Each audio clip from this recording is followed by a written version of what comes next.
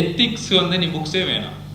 Ethics வந்து நீ syllabus எடுத்துக்கிட்டு லெக்சிக்கன் புக்னு ஒன்று இருக்கும். அந்த லெக்சிக்கன் புக்கில் டெஃபினிஷன் வரைக்கும் படிச்சுட்டா போதும். சரிங்களா? இப்போ நான் ஈஸியாக கேட்டேன், சிம்பத்திக்கு எம்பத்திக்கு என்ன வித்தியாசம் கேட்டால் என்ன சொல்லுவேன்? சிம்பத்தினா என்ன, எம்பத்தினா என்ன?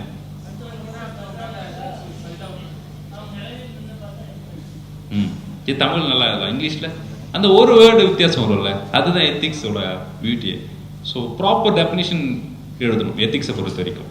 அந்த ப்ராப்பர் டெஃபினிஷன் வந்து நீங்கள் ஸ்கூல் புக்கு தமிழ் எழுதணும்னு பார்த்தீங்கன்னா இந்திய பண்பாடு கலாச்சாரம் அறவியல் ஒரு புக் இருக்குது. அதில் அழகாக டெஃபினிஷன் கொடுத்துருக்கான். ஒரு வாட்டி ரெஃபர் பண்ணி பாருங்கள், ஈஸியான புரிதல் ஏற்படும் இங்கிலீஷில் எழுதுனா கூட. தென் எத்திக்ஸில் வந்து நிறைய கோட் பண்ணுங்க. கோட் பண்ணும்போது பெரும்பாலும் காந்தி கோட்டு அதெல்லாம் எழுதிட்டு இருக்காங்க. தமிழில் நமக்கு திருக்குறள் கூட கோட் பண்ணலாம், திருக்குறள் கோட் பண்ணலாம். தமிழில் வந்து நிறைய சிலப்பதிகாரத்தில் நிறைய பொலிட்டிக்கல் சம்பந்தமாக நிறைய சொல்லியிருக்காங்க.